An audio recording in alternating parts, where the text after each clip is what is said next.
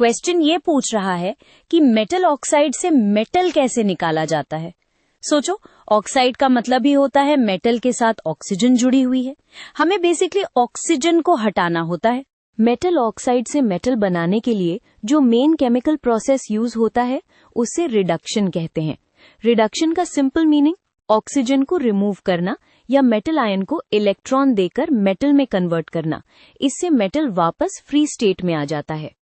अब रिडक्शन करवाने के लिए हमें एक रिड्यूसिंग एजेंट चाहिए होता है जो ऑक्सीजन को अपनी तरफ खींच ले। कॉमन रिड्यूसिंग एजेंट्स हैं कार्बन, कार्बन मोनोऑक्साइड, हाइड्रोजन और कभी कभी एल्यूमिनियम। ये एजेंट्स ऑक्सीजन के साथ रिएक्ट करके ऑक्साइड को मेटल में बदल देते हैं। एग्जाम्पल देखो आयन एक्सट्रैक्शन में। हेमेटाइट यानी आयन 3 ऑक्साइड को कार्बन मोनोऑक्साइड रिड्यूस करता है।